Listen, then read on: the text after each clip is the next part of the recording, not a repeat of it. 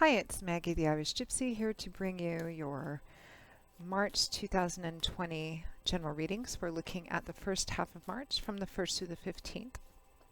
Welcome to everyone, first timers, newcomers. Welcome back, followers and subscribers. Thanks for all that you do in support of this channel. Excuse me, even if it's nothing more than just tuning in today or sending in feedback or comments. Thanks to everyone for all of that. So this reading is for the water sign of Pisces, our mercurial fish Pisces for the first half of March. That's Pisces Sun, Pisces Moon, Pisces Rising. If your Venus is in Pisces, or if you're cross-watching for a Piscean as well. As many of you know, general readings always resonate a little differently for everyone because there's so many of you watching. So check all of your other signs if you know them, and you can, because it can be helpful with additional clarification and information. So if this reading resonates for you, or if any of them do, and you would like a more personal look at something and you'd like to reach out for a personal reading, you can just click on the description link below for more information and contact details. Just click on that little arrow that pulls down info. You'll see my email address there, Maggie1McGuire@gmail.com. I'd be delighted to work with you. I do offer a lot of different types of readings of all different lengths and costs in all the main areas of life. And timing is pretty good too. I do readings full time. It's all that I do. So I'm pretty diligent at working with both your schedule in mind to get readings out to you or scheduled with you in as timely a fashion as possible. So if you are interested, send me an email and we will go from there. Okay, Pisces, let's see what the first half of March has in store for you. This will hopefully be the last set of generals I do on this computer with this old headset. I did just finally order a new computer where the audio and graphics are supposed to be better. Technology changes so quickly today. Okay, Pisces, first half of March.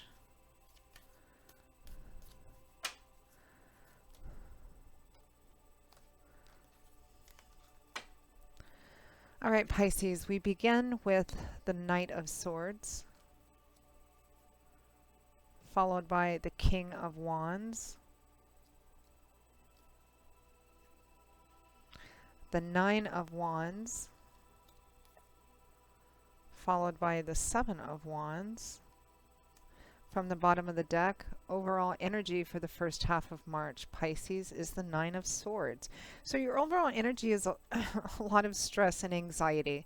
I always say I hate this card when it comes out. Because it does represent, maybe sleepless nights, obsessive thinking, circular thinking, worrying, going over something over and over and over again in your head, thinking too much about it, and typically in a negative way, envisioning the outcome for a future which has not played out yet. And fears and doubts and insecurities lead you to kind of envision a negative outcome. And it's not that... It's not that the source of your fears and concerns aren't valid. They might be. But the Nine of Swords usually shows up when someone is in fear of an unknown future. And they're almost paralyzed by that. Instead of taking action, they're kind of thinking, and it just gets bigger and bigger in their head. Because Swords is governed by the element of air, which is all about what goes on up in our head. So this is kind of a card that represents your thoughts and ideas, and fears are taking over your mind. They're kind of hijacking your mind and how this situation may play out. So you can cut this back down to at least a 3 or a 4. There's a lot of stress and anxiety here. I feel, Pisces, excuse me, hoarse voice today. I feel like you're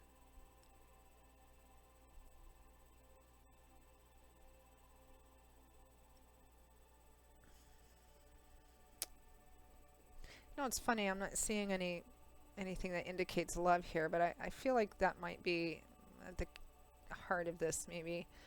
But again, for some of you, it might be job, work, career, project oriented.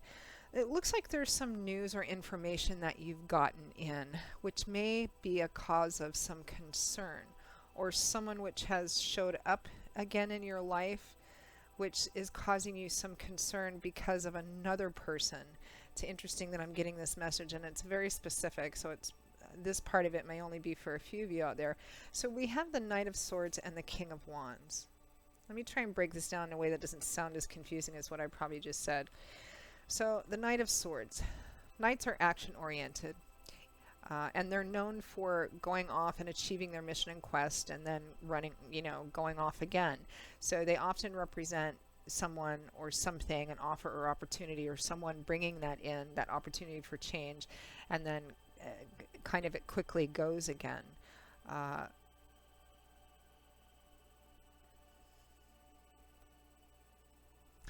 So the Knight of Swords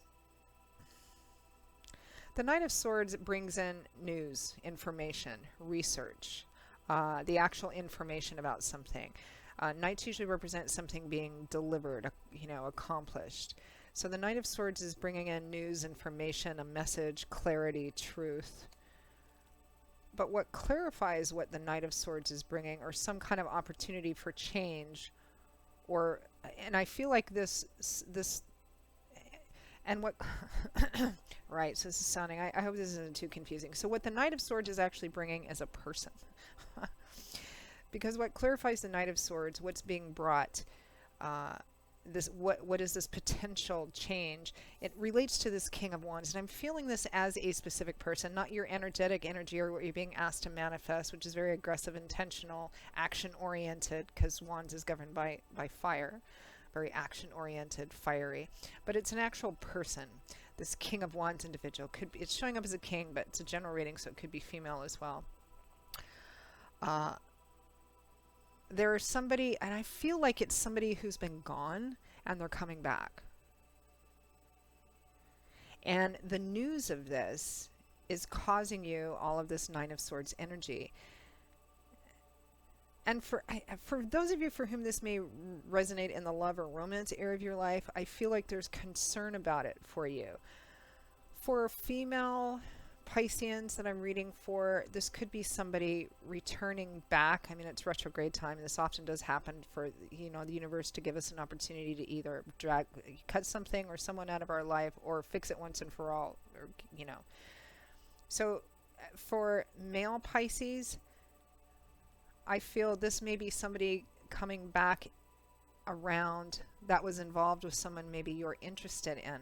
Because I'm getting a competitive energy, and I'm not quite sure why, but I am. So I feel like someone is returning, male or female, whether this is job, work, or career. It could be, somebody coming back to your place of business, and, there's a sense of maybe jealousy or insecurity or competition in here, because the King of Wands is a very dynamic, charismatic individual. He comes in and he's very, charismatic, energetic. He's got it all on the ball. He's the King of Wands, the King of Fire, So there's information or news. This person is returning. They're either returning or you're hearing the information that they're returning. So we have the Nine of Wands and the Seven of Wands here. So this energy is, the Nine of Wands can represent feeling like you don't know if you want to continue in something or not. Sometimes called the Wounded Warrior card, because this soldier has been through a lot of battles. Sometimes he's showed as being wounded, still standing there, still wounded, but wondering if he should complete something or move through something or just give up on something. Tends to represent completion, but this soldier doesn't know how close he is to the completion of something, and there's a sense of feeling tired, worn out, exhausted. Maybe this is a situation you've seen play out for some time. And maybe you've had hope in the situation, but you're not sure, should I just give up on this? Because the accompanying card is the Seven of Wands, which is a card of defending that which you feel you have a lot invested in. So it's interesting because, it feels like someone is returning to a situation which you're either in or on the periphery of, and this person returning, or hearing that this person is returning, is causing you a lot of stress, anxiety, consternation. You're wondering if you should continue investing in something which you feel you have had a lot invested in, whether it's work, effort, time, attention, etc. It feels like this person is at the source of your fear and concern. Again, how this plays out, this is where general readings, individuate from personal readings, because you all have your own, this is your own personal story. So it might be that you are interested in someone, and maybe you even have a friendship and you're working towards something else, being very careful, and this person's ex is coming back, or you've heard they're coming back, and now you're kind of worried You know, is this going to cause disruption? Should I continue to have hopes for this or work towards this? You know, it could also be in a job or work situation. It could be that, you know, somebody's coming back to your place of work or business, and you know, maybe you've been working on a certain track and having certain hopes, you know, for maybe a little ways down the road, and this person's coming back and you're worried that, you know, should I continue to, you know, go for this job or this promotion or something of that sort? Because I'm getting that really fundamentally tied up in here. So let's clarify what this stress is about, this Nine of Swords. What's this Nine of Swords about? And Seven of Wands, really. What is this that you're defending, that you're worried about? Maybe you should just, maybe should I give up or not? That's what we'll clarify. Seven of Wands. What is the Seven of Wands about? What is it that you're defending or you have hopes of?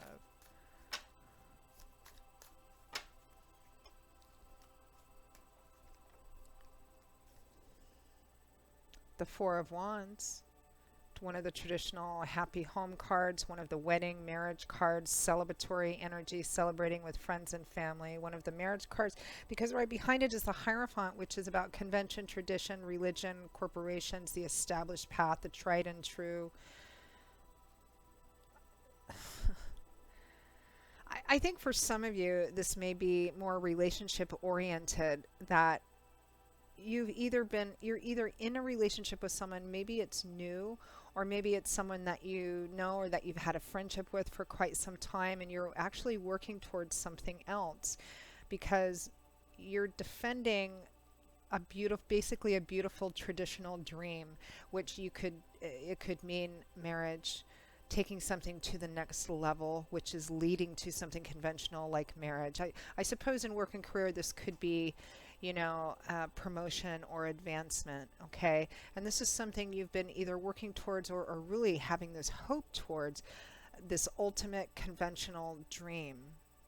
But this person has come back in somehow, in some way, and upset that idea, and now there's like all this hidden, I feel like for you, you're hiding it from maybe this other person or situation or people that you're, you know, the goal.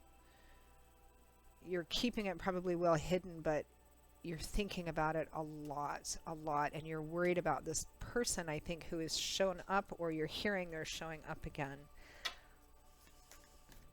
Let's clarify this Knight of Swords and King of Wands.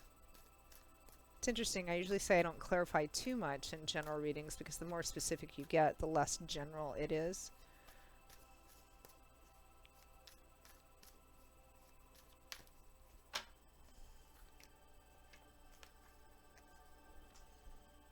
Five of Wands. It's a card that can represent petty energy, petty conflict, but it's also a card that can represent competition as well. People competing for something. Yeah, whether this is job or work or project or just you're standing in the community or a relationship or a slowly blossoming relationship or a hope of something that you have. Because I have a feeling that, again, whatever area of your life this is resonating in, you have this idea about it, this dream about what you want it to be, and you're slowly kind of working towards that, and all of a sudden this person shows up, or you hear they're showing up again, and there's this sense of competition and possibly a bit of a defeatist attitude, like, I don't know if I could win over this person, or if this person's going to come in and get in the way of what I really want, and should I give up or should I keep plugging away at it? That's really interesting reading, Pisces. All right, I'm just going to pull one final advice card and see what Spirit has to say about what you should do about this situation or during this period of time.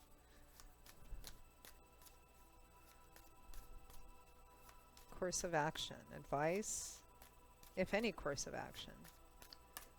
Maybe you should just keep doing what you're doing.